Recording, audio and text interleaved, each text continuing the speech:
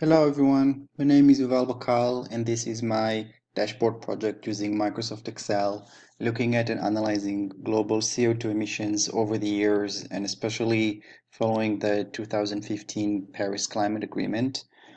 This is a topic that I'm very passionate about and I encourage you to look in the additional information of this video for some references and links that I'm happy to share. For this project, I cross-referenced information from several datasets.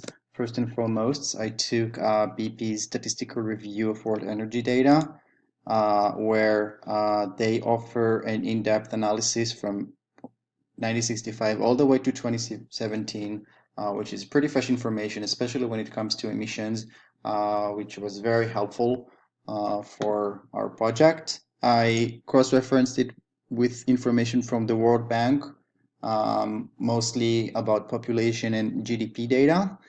And additionally, you'll see towards the end that there is also analysis on the state level within the United States, especially since in 2017, the federal administration announced its intention to perhaps withdraw from the agreement, and the responses on the state level and local level of governments, which raises interesting questions for analysis.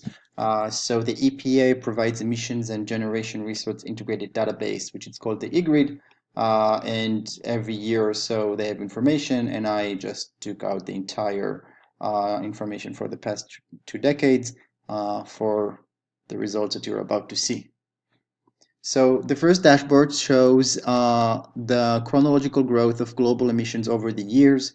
If we look at the bottom chart, you can see that from about 10 billion tons equivalencies of CO2, we've reached almost 30 billion over half a century. We can see that, for instance, the Asia Pacific region has played a major part in this growth, which corresponds with the economic growth and performance. And so the top part gives us a timeline of the GDP per capita versus the emissions per capita, which I think is also offers some interesting insights, especially because while you see that the GDP per capita does increase over the years for pretty much everyone, emissions per capita are actually remaining, for the most part, pretty low or maintained according to the growth, which is promising and and good to know. And also we can see some interesting trends. For instance, we see that now that we're at 2017, there is this increasing line that includes many of the oil exporting countries of the Middle East, whose total output might not be as high as other players.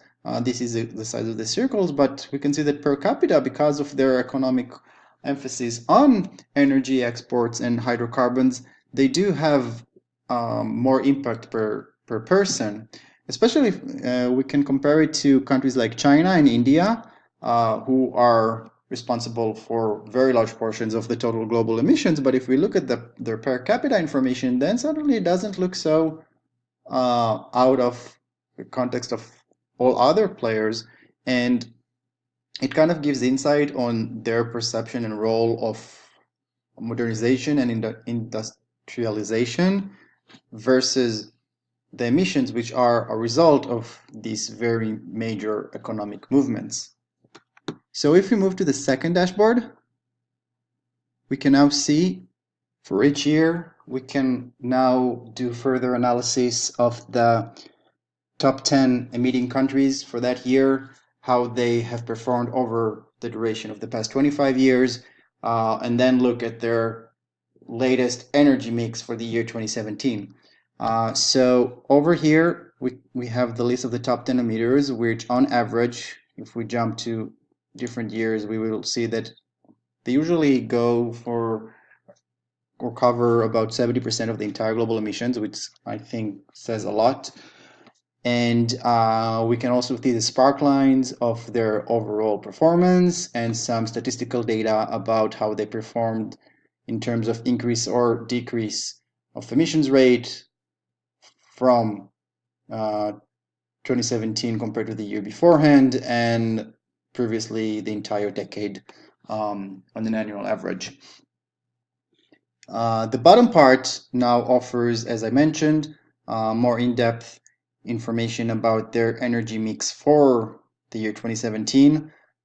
For instance, if we now look at India, the third largest emitter in the world right now, we can see that they have still more than 50% of their energy sources coming from coal, which is a very dirty polluter.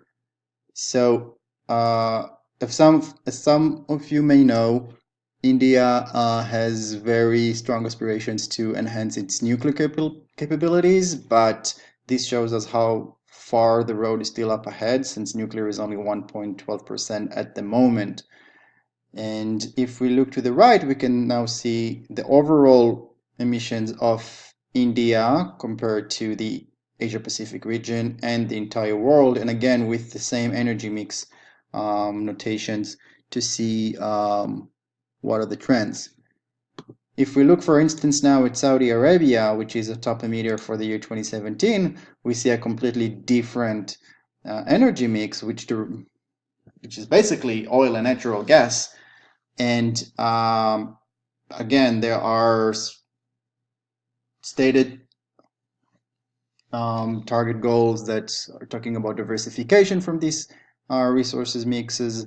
And it's very interesting to see where things are going. If we look, for instance, at the top 10 of the year 1990, we can see countries, and Ukraine is one of them that just jumped up, that now they have a very diversified energy resource mix, including both coal, natural gas, oil, nuclear, and some hydroelectric and little renewables, which helps explain, if you see, their overall trend and very good results in terms of emission saving, which took them off the top of the list. Now, it's important to say that it's not just energy resources that contribute to emissions. There are other factors, including usage and energy efficiency, etc. But this presentation focuses mostly on these resources because they are usually allocated together and have deep impact one on the other. If we now move to the final spreadsheet, now we will see the dashboard that focuses on the states of the US and their divided roles in emissions across the country. And we will start with the map here in the top left and see just how each part of the country has its own total emissions for the selected year. Right now we're 2016. If we look at 2007, we would see that overall most states are darker, which means that indeed nationwide there is a decrease in emissions in the country.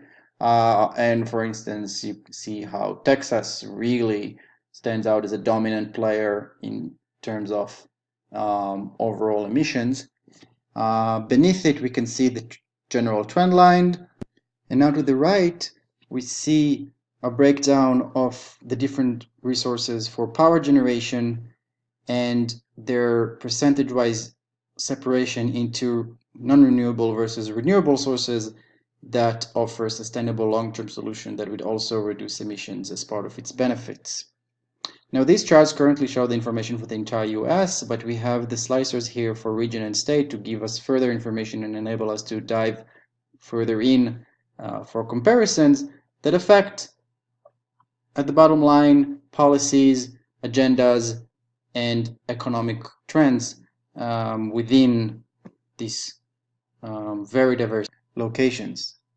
So, for instance, if we look at a state, say, West Virginia, who is almost entirely dependent on coal for its power generation, and we compared it to a state like Washington in the Northwest that has almost 80% of renewable sources, especially from hydro, we can understand now the differences in political agendas and preferences that affect the priorities of voters, for instance. So this concludes the presentation of this project. I hope you found it as interesting and educating as I did. I think there is a lot that can be learned from the data that has been aggregated for so many years on an issue that affects all of us, whether we agree on how to approach it or not.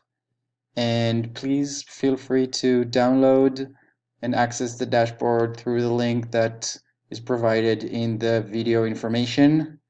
And thank you for watching.